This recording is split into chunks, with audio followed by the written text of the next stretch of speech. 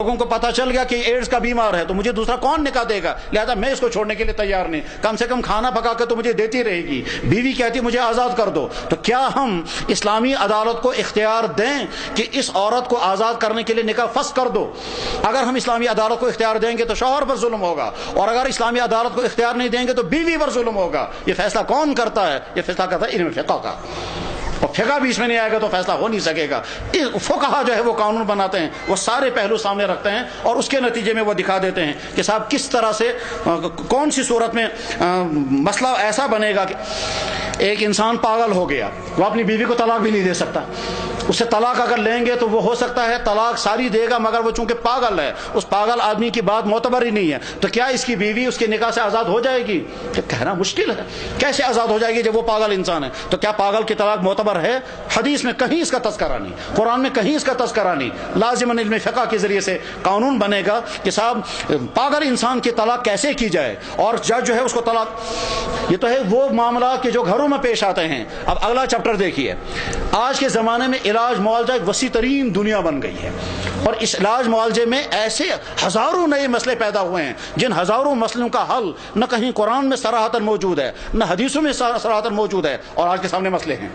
اللہ کے نبی علیہ السلام کے زمانے میں نسبندی کا کیس تھا ہی نہیں کہیں، اس وقت تو سلسلہ ہی نہیں تھا یہ کہ عورت کی یا مرد کی نسبندی کر دیں گے آگے چل کر بچہ ہی نہیں ہوگا۔ اب آج مرد یا ایک عورت کہتی ہے میں نسبندی کر دوں گی، بتائیے یہ حلال ہے یا حرام؟ اگر ناجائز ہے تو حدیث میں کہاں ہے، اور اگر یہ جائز ہے تو حدیث میں کہاں ہے؟ تو نہ حدیث میں جائز ہونے کا تذکرہ ہے اور نہ ناجائز ہونے کا تذکرہ ہے۔ ظاہر ہے جو بھی فیصلہ کریں گے وہ فقہ کے ذریعے سے فیصلہ ہوگا، اس کے بغیر کوئی صورت نہیں۔ عورت پریگننسی کی حالت میں ہے، اب اس کو بچہ ہونے والا ہے، بچہ ہو نہیں رہا ہے، ڈاکٹر کہتے ہیں ہم اس کا پیٹ پھاڑیں گے، اور ہو سکتا ہے پیٹ پھاڑتے ہوئے اس کی جان بھی چلی جائے گی، تو کیا آپریشن کرنے کی اجازت دی جائے یا نہیں؟ حدیثوں میں کہیں تذکرہ نہیں ہے۔ تو ایسا تو نہیں ہوگا کہ ہم عورت کا پیٹ پھاڑتے پھاڑتے بعد میں وہ مری جائے گی تو قاتل بن جائیں گے۔ فیصلہ کرنا ہوگا کہ صاحب سیزر اگر کسی عورت کو آ رہا ہے تو سیزر کرنے کی اجازت دی جائے یا نہ دی جائے، فقہ کے بغیر کوئی راستہ نہیں ہے۔ حدیث کی بنیاد پر اگر ہم یہ طے کرنا چاہیں، حدیث ہے ہی نہیں اس بارے میں، حدیث خاموش ہے۔ کیوں؟ اللہ کے نبی علیہ السلام کے زمانے میں یہ سلسلہ تھا ہی نہیں۔ آج کے زمانے میں بلڈ ڈونیشن کا سلسلہ ہے ساری دنیا کے ہسپتالوں میں، بلکہ اب گاؤں میں بھی ہیں کہ خون لیا اور دیا جاتا ہے۔ جناب رسول اکرم صلی اللہ علیہ وسلم کے زمانے میں نہ خون لیا جاتا تھا نہ دیا جاتا تھا، نہ وہاں ممکن تھا اس زمانے میں کہ خون جو ہے وہ دوسرے انسان کی، خون ایک طرف سے بے انتہا مفید ترین چیز ہے اور اللہ کی قدرتوں کا شاہکار ہے، اور اگر خون کی سائنس پڑھیں گے تو بار بار زبان پر آئے گا کتنا عظیم ہے وہ اللہ جس نے خون جیسی چیز پیدا فرمائی ہے اور خون کے اندر کیا کیا رکھا ہے۔ سائنس پڑھنے والے اس ارادے کے ساتھ خون کی تھیوریاں پڑھیں کہ خون کے اندر اللہ نے کیا کیا رکھا ہے اور خون کے سیلز کیا کیا ہوتے ہیں۔ تو یہ خون ایک طرف سے بے انتہا قیمتی چیز ہے، دوسری طرف سے قرآن نے کہا خون ناپاک بھی ہے، چاہے کپڑوں میں اگر لگ جائے گا تو کپڑے دھونے پڑتے ہیں۔ اب یہ خون دوسرے انسان کو دینا ہے تو بلڈ ڈونیشن کی اجازت دی جائے یا نہ دی جائے؟ ایک طرف سے ہم دیکھتے ہیں حدیث، تو حدیث میں کہیں نہیں لکھا ہے۔ چنانچہ دیکھیے جب فقہا نے اس پر غور کرنا شروع کیا تو کہا کہ دیکھیے صاحب خون انسان کی باڈی میں پیداوار ہونے والا ایک ایسا لکوڈ ہے جو مسلسل پیدا ہوتا رہتا ہے، ٹھیک ویسا ہی ہے جیسے کہ عورت کی چھاتی میں پیدا ہونے والا دودھ، وہ بھی لکوڈ اور یہ بھی لکوڈ، وہ بھی مفید اور یہ بھی مفید، وہ بھی انسان کو فائدہ پہنچاتا ہے یہ بھی انسان کو فائدہ پہنچاتا ہے۔ جیسے عورت اپنا دودھ اجنبی بچے کو دے سکتی ہے، بس ٹھیک اسی طرح سے ایک انسان اپنا خون اجنبی انسان کو دے سکتا ہے۔ یہاں سے نکال کر کے کہا اب یہ جائز ہے۔ اگر فقہا نہ ہوتے تو ہم نہ حرام کہہ سکتے تھے نہ حلال کہہ سکتے تھے، حرام کہتے تو مشکلات آتی، حلال، بلکہ آج کے زمانے میں تو اب سوال پیدا ہو گیا کیا سیمن کا ڈونیشن کر سکتے ہیں یا نہیں؟ خصوصاً جو نامرد ہیں وہ نامردوں کے لیے سیمن کا ڈونیشن ہوگا یا نہیں؟ اور سیمن بینک اب قائم ہو رہے ہیں، ان سیمن بینکوں میں سیمن جا کر کے سٹور کیا جا سکتا ہے یا نہیں؟ ایک انسان کہے گا کہ صاحب میں سیمن کا ایک ڈراپ جو ہے وہ 1,00,000 روپے 1,000 روپے کا دوں گا، تو کیا اپنے سیمن کو بیچنا خریدنا جائز ہو جائے گا؟ نہیں، کیونکہ سیمن انتہائی قیمتی لکوڈ ہے، اور یہ تب سمجھ میں آئے گا کہ جب خدا نہ خواستہ کوئی نامرد ہوتا ہے اس کے سیمن کے اندر وہ سیلز نہیں ہوتے ہیں جن سیلزوں سے آگے چل کر بچہ بنتا ہے، تو سیمن ڈونیشن درست ہوگا یا نہیں ہوگا؟ یہ فقہ کے بغیر فیصلہ ہونے والا نہیں، کیونکہ قرآن میں تو کہیں نہیں لکھا ہے بلڈ ڈونیشن۔ اور آج تو آرگن ڈونیشن کا سلسلہ شروع ہو گیا۔ اب آج ہے کہ صاحب کڈنی دوسرے کو دے سکتے ہیں یا نہیں، لیور دوسرے کو دے سکتے ہیں یا نہیں، آئی ڈونیشن کر سکتے ہیں یا نہیں؟ فقہ کے بغیر فیصلہ ہونے والا نہیں، چاہے جائز ہونے کا فیصلہ ہو جائے چاہے ناجائز ہونے کا فیصلہ ہو جائے۔ ایک انسان مالدار ہے، صحت مند بھی ہے، اس کو پھیٹ چڑھ گیا، پھیٹ چڑھنے کے بعد وہ کہتا ہے میں پلاسٹک سرجری کراؤں گا، اور میں چونکہ بوڑھا ہو گیا ہوں پلاسٹک سرجری کر کے میں اپنے چہرے کو سمارٹ بناؤں گا، اور اپنی باڈی کے اندر جو پھیٹ بول گیا اس باڈی کا پھیٹ کاٹ کر کے میں باہر نکالوں گا، میں سمارٹ جوان بنوں گا۔ تو یہ plastic surgery, cosmetic plastic surgery جائز ہے ناجائز ہے؟ فقہ کے بغیر فیصلہ ہونے والا نہیں ہے، فقہ بھی فیصلہ کرتا ہے اس کا۔ ہم جائز کہیں گے تو مگر سوال یہ کہ انسان کو اللہ نے چربی دی، اس چربی کو کاٹ کاٹ کر ہم باہر کیوں نکالیں گے؟ دوسرا آدمی آ کر کہے گا میری باڈی کے اندر بہت زیادہ چربی ہو گئی، یہ ساری چربی نکال کر کے اس کا ہم کریم بنائیں گے اور کریم بنا کر کے بازار میں بیچیں گے، تو انسان کی چربی کے کریم بنانا جائز ہوگا ناجائز ہوگا؟ فقہ کے بغیر فیصلہ نہیں ہو سکے گا۔ تو فقہاء یہ سارے مسائل حل کرتے ہیں، اسی لیے اللہ جل شانہ نے نظام بنایا تھا کیا کہ میرے دین کی تشریح کرنے کے لیے ایک الگ سے گروپ وجود میں آ جائے گا، اور وہ ہیں فقہاء کرام کا، ان کے بغیر یہ مسئلے حل ہونے والے نہیں ہیں۔ ایک آدمی بیمار ہو گیا اور بیمار ہونے کے بعد پھر ہسپتال میں پہنچا، ہسپتال میں پہنچنے کے بعد اس کا ہارٹ بیٹھ گیا، ہارٹ بیٹھنے کے بعد ڈاکٹر کہتے ہیں اگر آپ اجازت دیں گے تو ہم وینٹیلیٹر لگائیں گے، اور وینٹیلیٹر لگانے کے بعد یہ زندہ رہے گا، اور یہ زندہ رہے گا، اس کا برین کام کرتا رہے گا، ہارٹ بیٹھا ہوا ہے، اور ہارٹ جو پمپنگ کا کام کرتا ہے وہ وینٹیلیٹر کرے گا۔ سوال یہ ہے کہ یہ وینٹیلیٹر لگانا جائز ہے ناجائز؟ ایک طرف سے اللہ تعالیٰ شانہ کیا فرماتے ہیں؟ ہر انسان کی موت کا وقت طے ہے۔ اب جب اس کا دل جب بیٹھ گیا تو ہم اس موت کے وقت کو پیچھے تو نہیں لے جا رہے ہیں، ہم وینٹیلیٹر لگائیں گے۔ چنانچہ ایسا بھی ہوتا ہے کہ ایک انسان کا دل بیٹھ چکا ہے لیکن وینٹیلیٹر لگا کر کے مہینوں بلکہ سالوں تک اس کو زندہ رکھتے ہیں، تو یہ خدا کے منصوبے کے خلاف تو نہیں ہم کر رہے ہیں؟ وینٹیلیٹر لگا کر انسان کو زندہ رکھنا جائز ہے ناجائز؟ کون فیصلہ کر سکے گا؟ اور ایسا بھی ہوتا ہے کبھی وینٹیلیٹر لگایا گیا، کچھ دنوں کے بعد یہ واپس ریکور ہو گیا، پھر کھڑا ہو گیا، اور ایسا بھی ہوتا ہے کہ وینٹیلیٹر لگایا گیا اور اس کا ہارٹ اٹھ نہیں سکا، آگے ڈاکٹر یہ کہتا ہے ہم جو ہی مشین ہٹائیں گے یہ مر جائے گا۔ اب اگر تم کہو گے ہم مشین لگا کر کے رکھیں گے لیکن پر آور 30,000 روپے دینا پڑے گا، اب یہ گھر والے کہتے ہیں کہ صاحب 1 گھنٹے میں ہم کو 30,000 روپے دینا ہے، اور ہم تو 3 دن کے بعد ہم دیوالیہ ہو جائیں گے، اور دیوالیہ ہو تو کیا ہمیں ایسا علاج کرنے کی اجازت ہے جس میں ہماری زمین بھی بک جائے، ہمارا مال بھی بک جائے، اور یہ بیمار پتہ نہیں بعد میں بچے گا یا نہیں؟ ایک دفعہ ایک صاحب میں نے دیکھے 2.5 کروڑ روپے ان کے خرچ ہوئے تھے وینٹیلیٹر کے کیس پر۔ تو جائز ہے ناجائز ہے؟ وینٹیلیٹر کے مسائل جب پیدا ہوئے اور فقہاء نے بیٹھ کر غور کرنا شروع کیا، مہینوں غور کرنے کے بعد کچھ مسائل حل ہو سکے، وہ ہاتھ نہیں اٹھ پا رہے تھے۔ آج کے زمانے میں ایک نیا مسئلہ سامنے آتا ہے، کبھی ہمیشہ رہا ہے وہ، ہمیں مسلمان تو اس کو برداشت کرتے تھے، لیکن اس وقت نئی سوچ آئی ہے۔ ایک ایسا انسان جو لا علاج بیماری میں مبتلا ہے، اور سارے ڈاکٹروں نے کہا کہ اب اس کا علاج کبھی نہیں ہو سکے گا، اور وہ مصیبت بن گیا ہے اپنے لیے، اپنے گھر والوں کے لیے۔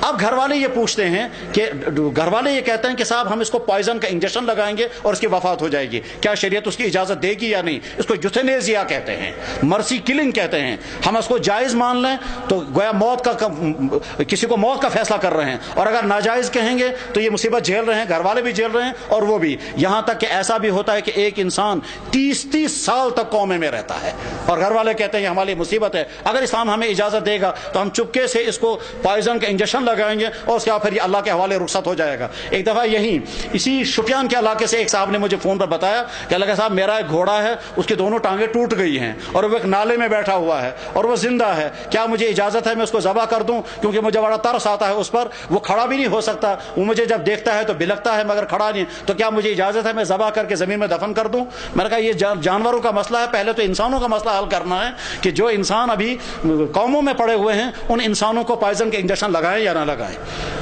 غرض کہ ہزاروں نئے مسائل پیدا ہوتے ہیں، ان نئے مسائل کو حل کرنے کے لیے قرآن بھی خاموش ہے، حدیث بھی خاموش ہے، اور وہ مسائل حل کرنے ہیں، ان مسائل کو حل کیے بغیر کوئی چارہ کار نہیں ہے۔ آج کے زمانے میں ایک نیا مسئلہ ہے، نکاح ہو گیا، بچہ ہو ہی نہیں رہا ہے، ڈاکٹر کہتے ہیں ٹیسٹ کرو، ٹیسٹ کرنے کے بعد پتہ چلتا ہے یا تو عورت کو ایگ ہی نہیں بن رہا ہے، یا مرد کے سیمن کے اندر وہ جرثومیں نہیں ہیں، وہ کیڑے نہیں ہیں جن کی بنا پر بچہ بن سکے گا۔ اب ڈاکٹر یہ کہتے ہیں کسی اور مرد کا ہم سیمن لائیں گے اور تمہاری بیوی کے رحم میں انجیکٹ کریں گے، یا کسی اور عورت کا ایگ لائیں گے اور وہ تمہارے سیمن کے ساتھ ملا کر تمہاری بیوی کی انجیکٹ کریں گے۔ شکل جائز ہے ناجائز؟ اگر ہم کہیں گے ناجائز تو اولاد ملنے والی تھی بے اولاد ہو جائے گا، اگر ہم کہیں گے جائز ہے تو جائز کیسے کہیں گے جبکہ حدیث ہے ہی نہیں اس بارے میں؟ اب اگر ہم نے کسی اور عورت کا ایگ لایا، کسی اور مرد کا سیمن لایا، ان دونوں کو جوڑ کر کے اس عورت کے پیٹ میں ڈال دیا، اس کے بعد جب یہ بچہ آئے گا تو کیا یہ عورت یہ کہہ سکے کہ میرا بچہ ہے حالانکہ ایگ اس کا ہے ہی نہیں؟ کیا یہ مرد کہہ سکے گا بچہ میرا ہے حالانکہ سیمن اس کا ہے ہی نہیں؟ تو فیصلہ کرنا ہوگا، اور ساری دنیا میں اس پر بحث ہوتی ہے، اور غور کرنے کے بعد پھر فیصلے کیا، فقہ کے بغیر کوئی چارہ کار نہیں۔ اب ہم حدیث ڈھونڈتے تو حدیث میں وہاں کچھ بھی نہیں، کہیں نہیں لکھا ہے کہ صاحب سیمن کا ڈونیشن کرو گے یا ایگ کا ڈونیشن کرو گے، کہیں نہیں لکھا ہوا ہے۔ کس طرح سے فیصلہ ہوگا کہ علم فقہ کے ذریعے سے فیصلہ ہوتا ہے کہ جائز شکلیں کون سی ہیں اور ناجائز شکلیں کون سی ہیں، اور اگر ہم فقہ نہیں مانیں گے تو فقہ کے بغیر تو کوئی چارہ ہی نہیں ہے، کیونکہ جائز اور ناجائز میں سے دو میں سے ایک کا فیصلہ کرنا ہی کرنا ہوگا۔ یہ تو ہے وہ علاج معالجے کی دنیا۔ اب آگے آ کر کے دیکھیں بزنس کی دنیا۔ بزنس کی دنیا میں ہزاروں مسائل ہیں جن مسائل کے بارے میں قرآن بھی خاموش ہے، حدیث بھی خاموش ہے، اور ان تمام مسائل کو حل کرنا ہے۔ آپ نے کسی کو آرڈر دے دیا، آرڈر دینے کے بعد مثلا جہاں کے لوگ پھر سیبوں کا کاروبار کرتے ہیں، اور یہ سیبوں کا کاروبار کرنے والے کیا ہیں، مشین والے کے پاس جائیں گے اور جا کر کہیں گے 1000 پیٹیاں ہمیں بنا کر کے دے دو۔ وہ کہتا ہے بہت اچھا، 1000 پیٹیاں ہم آپ کو بنا کر دیں گے، ایک پیٹی کا ریٹ یہ ہے۔ یہ جو خرید و فروخت ہو رہی ہے یہ کس چیز کی ہو رہی ہے؟ اس چیز کی جو ابھی دنیا میں پیدا ہی نہیں ہوئی۔ وہ پیٹیاں جو ہیں وہ درختوں سے کٹیں گی، وہ درخت ابھی باغ میں ہیں، اور یہ جو خرید و فروخت کی جا رہی ہے اس چیز کو خریدا جا رہا ہے جو چیز ابھی پیدا ہی نہیں ہوئی، جو تیاری نہیں ہوئی ہے۔ کیا یہ خرید و فروخت جائز ہے ناجائز؟ حدیث میں کہیں نہیں لکھا ہے یہ جائز ہے۔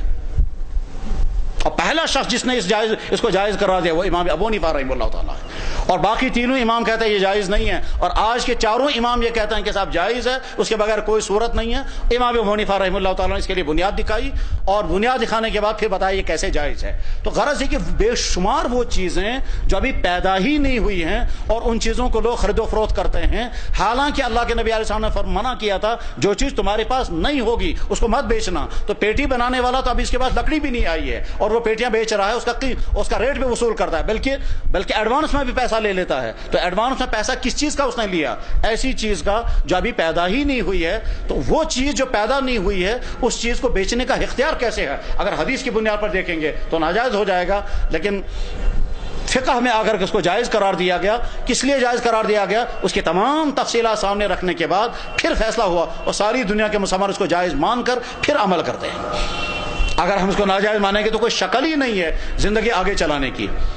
یہاں باغوں کی سرزمین ہے، باغات بہت زیادہ ہیں، حدیث میں صاف موجود ہے کہ باغ اگر ابھی پھل اگر نہیں آیا ہے تو پھل بیچ نہیں سکتے۔ حدیثوں میں صاف ممانعت ہے کہ اللہ کے نبی علیہ الصلوۃ والسلام نے باغ بیچنے، پھل بیچنے سے منع فرمایا جب تک پھل نہیں آئے گا۔ ٹھیک ہے صاحب، اب لوگ خرید رہے ہیں ان باغوں کا پھل جن میں ابھی پھل آیا ہی نہیں، اور وہی پھل مارکیٹ میں پہنچا ہے۔ تو مارکیٹ میں ہم پھل خرید سکتے ہیں یا نہیں؟ اگر ہم کہیں گے چونکہ باغوں کی بے ناجائز ہے لہذا مارکیٹ کا پھل بھی ناجائز ہوگا، اس کا مطلب یہ ہوا کہ ہم کبھی پھل کھا ہی نہیں سکتے ہیں۔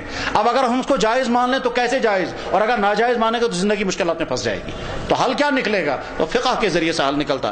علم فقہ، اسی وجہ سے امام ابو حنیفہ رحمہ اللہ تعالیٰ نے اپنے زمانے میں کمیٹی بنائی تھی، اور اس کمیٹی کے ذریعے سے نئے پیدا ہونے والے مسائل کو حل کرتے تھے، اور 40 آدمیوں کی کمیٹی تھی۔ چونکہ دوسرے کسی امام نے یہ کمیٹی نہیں بنائی، اسی امام کے ذریعے انہوں نے یہ کمیٹی سب سے پہلے بنائی تھی، اس لیے ان کو کہتے تھے اجتہادی دنیا کا سب سے بڑا امام امام ابو حنیفہ، اس لیے اس کو کہتے ہیں امام اعظم رحمہ اللہ تعالی۔ بلکہ بعد کے تمام فقہا، بعد کے تمام محدثین سب امام ابو حنیفہ کے شاگرد ہیں۔ امام بخاری رحمہ اللہ تعالیٰ کا استاد کا استاد امام بخاری رحمہ اللہ تعالیٰ کے استاد کا نام ہے مکی ابن ابراہیم، وہ امام ابو حنیفہ کے شاگرد کا شاگرد ہے۔ امام بخاری رحمہ اللہ تعالیٰ کے استاد کا نام ہے عبداللہ بن مبارک، وہ امام ابو حنیفہ رحمہ اللہ تعالیٰ کے شاگرد کے شاگرد۔ غرض یہ کہ امام ابو حنیفہ رحمہ اللہ تعالیٰ چونکہ اس اجتہادی دنیا میں سب سے آگے تھے، اس لیے ان کو امام اعظم کہا جاتا ہے۔ تو علم فقہ، بلکہ اگر سچ پوچھا جائے تو انسانی زندگی کو سب سے زیادہ ٹچ کرنے والا علم جو ہے وہ علم فقہ ہی ہے۔ اسی کے ذریعے سے ہم پیدا ہونے سے لے کر کے موت تک کے تمام مسائل کو حل کرتے ہیں، سمجھتے ہیں اور عمل کر سکتے ہیں۔ تو میرے بھائیوں، یہ علوم جو اللہ تعالیٰ یہ علم فقہ آج کے زمانے میں نئے مسائل کو حل کرنے کے لیے کمیٹیاں بنائی جاتی ہیں۔ چنانچہ مکہ مکرمہ میں فقہ اکیڈمی کام کرتی ہے، جدہ کے اندر انٹرنیشنل فقہ اکیڈمی کام کرتی ہے، یورپ کے اندر ڈاکٹر یوسف القرضاوی کی زیر نگرانی، یورپ کے اندر آئرلینڈ کے اندر فقہ اکیڈمی کام کرتی ہے، برطانیہ کے اندر ہمارے استاد، ہمارے عالم ہیں مولانا یعقوب اسماعیل منشی، ان کی زیر نگرانی فقہ اکیڈمی کام کرتی ہے. ساؤتھ افریقہ کے اندر فقہ اکیڈمی کام کرتی ہے. یہاں ہندوستان کے اندر فقہ اکیڈمی کام کرتی ہے. اور نئے مسائل جب سامنے آتے ہیں تو ان مسائل کو حل کیا جاتا ہے. اور بعض دفعہ نیا مسئلہ ایسا سامنے آتا ہے کہ مہینوں نے سال تک غور کرنے کے باوجود بھی وہ مسئلے حل نہیں ہوتے. مثلا دیکھیے آج کے زمانے میں سوال پیدا ہوا اور اتنا گمبھیر سوال ہے، اس کو کہتے ہیں نیشنلٹی. برما کے لوگوں کو وہاں کی نیشنلٹی ختم کر دی گئی، آپ کا ملک ہی نہیں ہے. تو ان سے پوچھا ہم کہاں کے ہیں؟ کہا تم دوسرے ملک کے ہو. جس ملک کا ان کو بتایا جا رہا وہ ملک کہتا ہے یہاں نہیں آنا تم. تو بنگلہ دیش کے لوگ کہتے ہیں یہاں مت آنا، برما کے لوگ کہتے ہیں تم یہاں کے ہو ہی نہیں، یہ انسان اب کہاں جائیں گے؟ تو کیا کسی ملک کو نیشنلٹی رکھنے کا حق ہے یا نہیں؟ کیا ہم بین لگا سکتے ہیں کہ دوسرا آدمی ہمارے ملک میں آ کر نہیں بسے گا؟ فرض کیجئے جہاں سے ایک مسلمان چاہتا ہے میں یہاں سے دولت بیچ کر کے مکہ مکرمہ میں جا کے بسوں گا یا مدینہ طیبہ میں جا کر کے زمین خریدوں گا، وہاں جا کر بسوں گا. وہاں کے گورنمنٹ کہے کہ آپ کو یہاں نیشنلٹی نہیں ملے گی. کیا ان کا یہ فیصلہ اسلامی قانون کے مطابق صحیح ہے یا غلط؟ اگر ہم کہیں گے صحیح ہے تو کیا ان کو کیا حق ہے بین لگانے کا؟ اور اگر ہم کہیں گے غلط ہیں تو ساری دنیا کے مسلمان جا کر وہاں بسیں گے، وہاں رہنے کی گنجائش ہی باقی نہیں رہے گی. تو نیشنلٹی کا قانون اسلامی اصولوں کے مطابق کیسا بنے گا؟ فقہ کے بغیر وہ حل ہونے والا نہیں ہے. آج کے زمانے میں ساری دنیا کے اندر شور ہے کہ صاحب جمہوریت. تو اب اسلام کو فیصلہ کرنا ہے کہ جمہوریت کا سلسلہ صحیح ہے یا غلط، ووٹ ڈالنا درست ہے یا غلط، الیکشن لڑنا صحیح ہے یا غلط، اور الیکشن کے ذریعے سے آنے والا انسان اسلامی اصولوں کے مطابق حکمراں بننے کا اہل ہے یا نہیں. حدیث میں کہیں موجود نہیں ہے، حدیث میں کوئی تذکرہ نہیں ہے. اگر ہم فرض کیجئے ہندوستان کے مسلمانوں سے کہیں گے کہ آپ ووٹ مت ڈالنا کیونکہ ووٹ ڈالنا حرام ہے، تو وہاں کے کافر کہیں گے ہم تو یہی چاہتے تھے، ہم تو پہلے ہی اعلان کر رہے تھے مسلمانوں سے ووٹ کا حق چھین لیں گے تاکہ یہ نمبر 2 کی شہری بن جائیں. اور اگر ہم وہاں کہیں گے آپ ووٹ ڈال سکتے ہو تو ادھر سے بھی غیر مسلم ہوگا، ادھر سے بھی غیر مسلم ہوگا. اس کو ووٹ ڈالیں گے وہ بھی غیر مسلم، دوسرے کو ووٹ ڈالیں گے وہ بھی غیر مسلم. اور ووٹ ڈالنا جو ہے یہ گواہی دینا ہے، اور گواہی غیر مسلم کے حق میں دینا درست نہیں ہے. تو ووٹ ڈالنے کا حکم دیں تو اس میں مشکلات، اور منع کریں گے تو اس میں بھی مشکلات. فیصلہ کون کرے گا؟ تو علم فقہ فیصلہ کرتا ہے. فقہ کے بغیر زندگی آگے چلنے والی نہیں. اللہ کا نظام یہی تھا کہ اللہ تعالیٰ شان نے قرآن کریم نازل فرمایا، جناب رسول اکرم صلی اللہ علیہ وسلم نے ارشادات فرمائے، اور اللہ کے نبی نے فرمایا کہ جب تمہیں قرآن میں کوئی مسئلہ نہ ملے تو حدیث، اور جب حدیث میں کوئی مسئلہ نہ ملے تو اجتہاد کرنا. چنانچہ حضرت معاذ بن جبل رضی اللہ تعالیٰ عنہ یمن تشریف لے جا رہے تھے حضور کے ارشاد پر. جب وہ یمن تشریف لے جا رہے تھے آپ نے فرمایا بما تقضی یا معاذ، معاذ جب تمہارے سامنے نئے مسائل آئیں گے وہاں کیسے فیصلہ کرو گے؟ انہوں نے عرض کیا اقضی بکتاب اللہ، اللہ کی کتاب سے میں فیصلہ کروں گا. فرمایا اگر فیلم تجد، اگر اللہ کی کتاب میں فیصلہ نہ پایا تو کیسے عمل کرو گے؟ انہوں نے عرض کیا اقضی بقضاء رسول اللہ، یا رسول بسنت رسول اللہ، آپ نے جو کچھ ارشاد فرمایا اس کے ذریعے سے میں فیصلہ کروں گا. پھر ارشاد فرمایا اگر فیلم تجد، اگر میری احادیث میں بھی مسئلہ نہ ہوا تب کیا ہوگا؟ اس وقت اللہ کے نبی یہ نہیں فرمایا قرآن حدیث کے باہر مت نکلنا، جو کچھ میں نے فرمایا بس دین اتنا ہی ہے، جو کچھ اللہ کی کتاب اور اللہ کے نبی نے فرمایا اس کے بغیر کچھ نہیں کرنا، یہ نہیں فرمایا. فرمایا اگر میری حدیثوں میں مسئلہ نہ نکلا تب کیا کرو گے؟ اس کا مطلب مسائل ایسے آئیں گے. تو صحابی رسول تھے، انہوں نے عرض کیا اجتہد برأیی، میں اپنی عقل کو استعمال کروں گا، اپنی سوچ کو استعمال کروں گا، اور اس کے بعد پھر فیصلہ کروں گا یہ جائز ہے یا ناجائز ہے. آپ نے فرمایا الحمدللہ والذی وفق رسول اللہ لما یحب اللہ ورسولہ، الحمدللہ یا اللہ آپ کی بارگاہ میں شکر ہے میرے قاصد کو آپ نے اس چیز کی توفیق عطا فرمائی جس سے اللہ بھی راضی ہوگا. بس یہاں سے پتہ چلتا ہے کہ نئے پیش آنے والے مسائل کو حل کرنے کے لیے اللہ نے اور اللہ کے نبی نے اپنی امت کو صلاحیت عطا کی تھی. اس صلاحیت کا نام اجتہاد، اور وہ اجتہاد جو ہے وہ فقہا کے ہاتھوں میں ہے.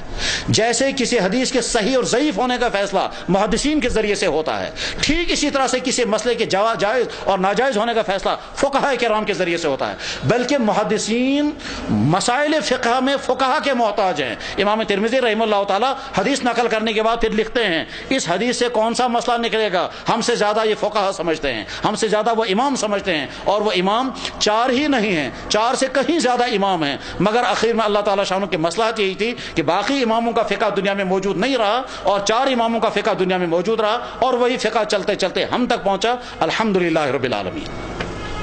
اس علم فقہ میں کبھی ایسا بھی ہوتا ہے کہ ایک مسلک میں ایک رائے ہے، دوسرے مسلک میں دوسری رائے ہے. یہ بھی حق ہے اور یہ بھی حق ہے. کبھی کبھی لوگوں کو غلط فہمی ہوتی ہے یہ دونوں حق کیسے ہو سکتے ہیں؟ جواب ہے دونوں حق ہیں. آپ اس پر دین پر چلیں یا اس پر دین پر چلیں، یہ بھی دین ہے اور یہ بھی دین ہے.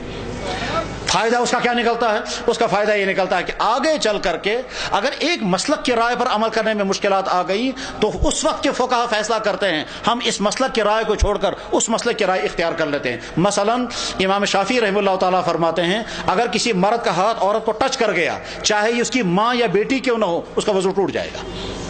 امام ابو حنیفہ رحمہ اللہ تعالیٰ فرماتے ہیں عورت کو ٹچ کرنے سے وضو نہیں ٹوٹتا. امام شافعی رحمہ اللہ تعالیٰ فرماتے ہیں قرآن کریم میں آیت موجود ہے او لامستم النساء، تم عورتوں کو ٹچ کرو گے تو وضو ٹوٹ جائے گا. امام ابو حنیفہ رحمہ اللہ تعالیٰ فرماتے ہیں لامستم ٹچ کرنے کا مطلب ہے ہم بستر ہونا، یہ ٹچ کرنا مطلب یہ نہیں ہے.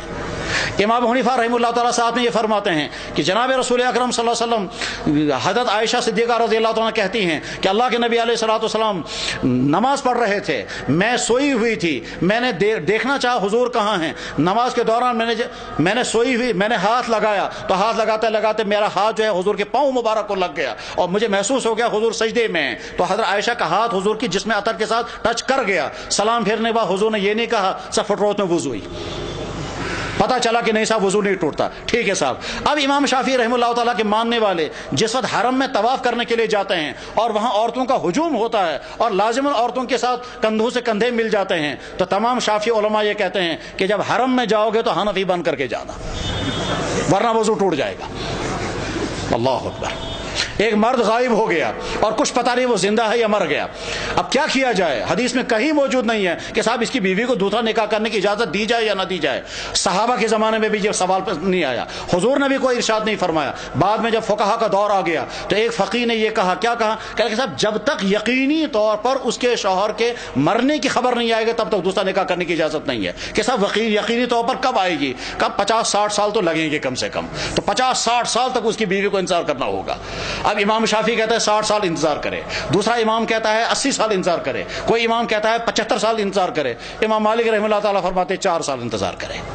بعد کے فقہا نے آ کر چنانچہ حضرت مولانا اشرف تھانوی رحمہ اللہ تعالیٰ کے زمانے میں یہاں پنجاب کے اندر ہزاروں عورتوں کے شوہر غائب ہو گئے تھے اور ان کو جنگ عظیم میں لے جایا گیا اور جنگ عظیم کے بعد ان کا پتہ ہی نہیں چلا کہ وہ جرمنی میں مارے گئے، بیلجیم میں مارے گئے، ہالینڈ میں مارے گئے، برطانیہ میں مارے گئے. جنگ عظیم دوم جب ہوئی، جنگ عظیم اول اور دوم، کچھ پتہ نہیں وہ زندہ ہیں یا جیلوں میں ہیں. سال ہر سال انتظار کرتے رہے. تو مسلمان عورتیں پریشان تھی اور جب عالموں سے پوچھتے تھے حنفی علماء سے، وہ کہتا تھا، کوئی کہتا تھا 60 سال انتظار کرو، کوئی کہتا تھا 80 سال انتظار کرو. اس وقت مولانا اشرف تھانوی رحمہ اللہ تعالیٰ نے فرمایا وہ مرحلہ آ گیا ہے، اس مسئلے میں ہم حنفی رائے چھوڑ دیں گے اور امام مالک کی رائے اختیار کریں گے. چنانچہ حضرت تھانوی رحمہ اللہ تعالیٰ نے باقاعدہ مسئلہ لکھا اور ہندوستان اور پاکستان کے تمام علماء کو بھیجا کہ میں نے ارادہ کر لیا ہے کہ اس مسئلے میں ہم امام مالک کی رائے کو اختیار کریں گے، آپ لوگ اپنی تائید یا تردید کرو. تمام علماء نے اس کی تائید کی. اس کے بعد حضرت تھانوی نے مدینہ طیبہ مسئلہ بھیجا، شام بھیجا، مصر بھیجا، مکہ مکرمہ، وہاں کے علماء نے بھی تائید کی اور اعلان کر دیا کہ آج کے بعد اگر کسی عورت کا شوہر گم ہو جائے گا تو حنفی مسلک کی رائے کے مطابق نہیں بلکہ امام مالک رحمہ اللہ تعالیٰ کی رائے کے مطابق 4 سال کے بعد دوسرا نکاح کر سکتی ہے. اس طرح سے فقہا کے ان علمی کارناموں کے ذریعے سے دین آگے چلتا ہے. امام شافعی رحمہ اللہ تعالیٰ سے پوچھا حضرت زکوٰۃ دینے کے لیے کوئی حکم خاص؟ کہ ہاں ایک خاص حکم ہے، زکوٰۃ جو ہے وہ 24 آدمی کو دینا ضروری ہے. انہوں نے کہا حضرت یہ 24 آدمی کہاں سے نکلے؟ کہا قرآن میں اللہ تعالیٰ فرماتے ہیں 8 جگہوں پر زکوٰۃ دو اور 8 جگہوں میں سے ہر جگہ کے لیے قرآن نے 3 افراد استعمال کیے ہیں. انما صدقات للفقراء، صدقہ دینا فقراء کو، فقراء میں سے 3 لینے پڑیں گے، والمساکین، اور مساکین میں سے بھی 3 لینے پڑیں گے کیونکہ جمع کا لفظ جو ہے وہ عربی میں کم سے کم 3 کے لیے آتا ہے. تو فقیروں میں سے بھی 3 لے لو، مسکینوں میں سے بھی 3 لے لو، مقرضوں میں سے بھی 3 لے لو، جیل والوں میں سے بھی 3. 24 آدمی کم سے 8 یا 24، تو 24 آدمیوں کو زکوٰۃ دینی پڑے گی. کہا حضرت یہ تو بڑا مشکل مسئلہ ہے، اب 24 آدمی ہم کہاں ڈھونڈیں گے؟ اب 10 روپے زکوٰۃ دینی ہے، 24 میں کیسے تقسیم کریں گے؟ بعد میں شافعی علماء نے کہا اس مسئلے میں ہم امام ابو حنیفہ کی رائے لے لیتے ہیں کہ وہ کہتے ہیں اگر ایک ہی آدمی کو تم نے زکوٰۃ دے دی تو زکوٰۃ ادا ہو جائے گی. غرض میرے بھائیو، علم فقہ ایک عظیم شان علم ہے اور اسی علم کے ذریعے سے ہمارا دین آگے چلتا ہے. اسی وجہ سے دنیا میں ہم فخر کے ساتھ کہتے ہیں کہ دنیا کی کسی قوم کے پاس قانون نہیں ہے مذہبی قانون، ہمارے پاس مکمل اسلامی قانون موجود ہے. اور وہ اسلامی قانون جو ہے وہ علم فقہ ہے. ہمارے پاس مکمل قانون نکاح ہے، مکمل قانون طلاق ہے، مکمل بزنس کا قانون ہے، مکمل شہادت کا قانون ہے. عدالتی نظام جیسا ہے اس سے زیادہ بہتر ہمارے پاس عدالتی نظام ہے اور وہ سارا نظام جو ہے وہ کھڑا کیا ہے فقہاء کرام نے. حدیثوں کی بنیاد پر سارا نظام کھڑا نہیں کیا جا سکتا. تو تو ان مدارس کے اندر ایک تو علم حدیث، علم قرآن پڑھایا جاتا ہے، علم قرات پڑھایا جاتا ہے، علم تفسیر پڑھایا جاتا ہے، علم حدیث پڑھایا جاتا ہے، علم فقہ پڑھایا جاتا ہے، اور اس علم فقہ کے ذریعے سے جو اجتہاد ہو چکا ہے مسائل کا وہ بیان کیے جاتے ہیں، اور جو نئے مسائل کے اجتہاد کیا اس کی صلاحیت پیدا کرنے کی کوشش کی جاتی ہے۔ بعد میں کسی عالم کے اندر صلاحیت پیدا ہو جاتی ہے، کسی کی نہیں ہوتی ہے۔ میڈیکل کالج میں سارے پڑھتے ہیں، ایک ڈاکٹر وہ بھی نکلتا ہے جس کو نبض پکڑنا بھی نہیں آتا، اور ایک ڈاکٹر وہ بھی نکلتا ہے جو ہارٹ کی سرجری بھی کر دیتا ہے۔ تو غرض یہ کہ ان اسلامی مدارس سے جو علوم آگے نکل رہے ہیں، تو میرے بھائیوں پہلی بات یہ کہ اپنے آپ کو ان مدارس کے ساتھ جوڑ کر کے رکھیں، اور یہ جوڑ کر اس لیے رکھیں گے کہ دین کا تحفظ یہیں سے ہوگا، اس میں گمراہ ہونے سے بچیں گے، غلط مسائل پر عمل کرنے سے بچیں گے، اور جائز کو ناجائز اسلام کیونکہ قیامت تک کے لیے دین ہے، اس لیے اس دین کو اتنا سخت بھی نہیں بنانا ہے کہ امت کے لیے مشکلات ہو جائیں، اور اتنا آسان بھی نہیں بنانا ہے کہ حلال جو ہے وہ حرام بن جائے اور حرام جو ہے وہ حلال بن جائے۔ اس اعتدال کو برقرار رکھنے کے لیے باقاعدہ اصول بنائے گئے، اور وہ اصول جو ہیں وہ اصول فقہ ہیں، وہ قواعد فقہ ہیں، وہ علم مقاصد شریعت ہیں، اور اس کے بعد پھر فقہ آگے چلتا ہے، اور یہ فقہاء کرام یہ کام کرتے ہیں۔ تو میرے بھائیوں جب یہ دولت اللہ تعالیٰ شانہ نے ہم کو عطا فرمائی، اسلام اپنی تمام سچائیوں کے ساتھ ہم تک پہنچ چکا ہے، الحمدللہ رب العالمین، ہمیں کسی نئے دین کی ضرورت نہیں ہے، ہمیں کسی نئے اجتہاد کی ضرورت نہیں ہے۔ جو مسائل حل ہو چکے ہیں وہ طے ہیں اور وہ حق ہیں، اور جو نئے مسائل پیش آئیں گے ان کو حل کرنے والے حل کرتے رہیں گے۔ ہمارا کام تو انتظار کرنا ہے، جب کوئی نیا مسئلہ پیش آئے گا بڑے علماء خود حل کریں گے، ہمارے سامنے حل آ جائے۔ یہاں اس علاقے میں عام طور پر ایک سوال آتا رہتا ہے، کیا صاحب باغ والا جو ہے وہ کسی خریدار سے پیسہ لے لیتا ہے، اور پیسہ لینے کے بعد پھر آگے کہتا ہے میرے باغ سے جتنا میوہ نکلے میں آپ ہی کو بیچوں گا، آڑت کا کام کرنا۔ اب یہ آڑت کا کام کرنا جائز ہے ناجائز ہے؟ حدیث میں کہیں نہیں لکھا ہے جائز اور ناجائز، فیصلہ کرنا ہے، اور اگر جائز فیصلہ کرنا ہوگا تو جواز اور عدم جواز کی ساری شکلیں سامنے دیکھنا پڑے گا، کون سی صورت میں امت کو مشکلات آئیں گی، کون سی صورت میں حلال کی شکل بن سکتی ہے۔ جب تک بیٹھ کر غور نہیں کریں گے اور اس کی ساری شکلیں نہیں سمجھے گے تب تک فیصلہ نہیں ہو پاتا ہے۔ میرے بھائیوں عام مسلمان کو تو بھائی اتنا سمجھنا ہے، اپنے قابل اعتماد علماء سے ہم انہی سے قرآن لیتے ہیں، انہی سے حدیثیں لیں گے، انہی سے فقہی مسائل لیں گے اور زندگی پر عمل کریں۔ عام مسلمان کو تو کیا اس کے پاس مکھن پہنچ گیا، اس کا کام ہے مکھن کھانا۔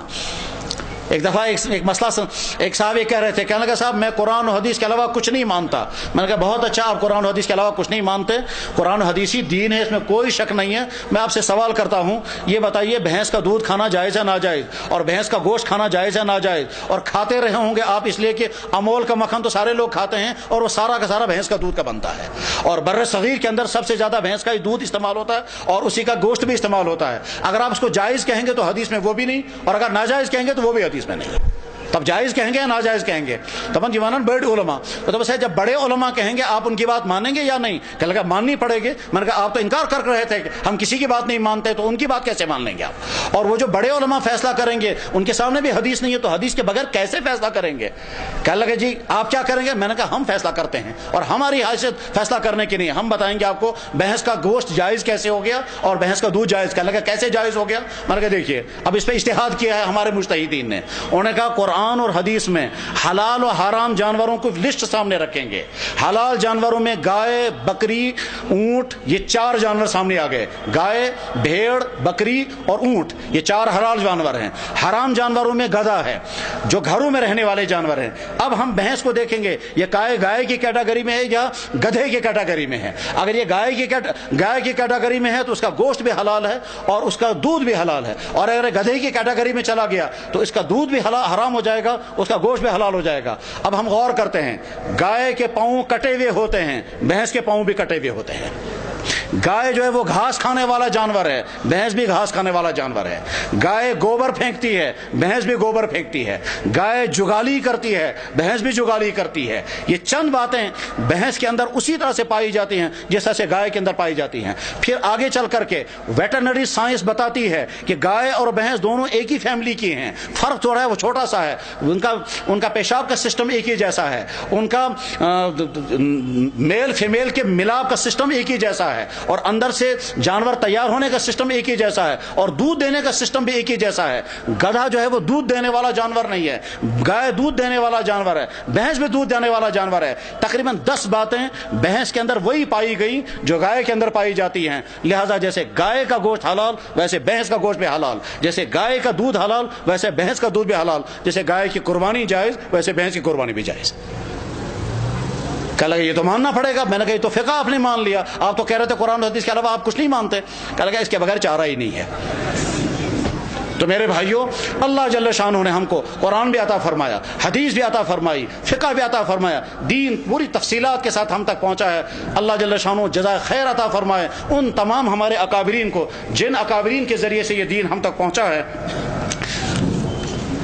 میرے بھائیوں, بس میں آخری بات عرض کرتا ہوں جو اس پوری گفتگو سے ہٹ کر ہے, وہ یہ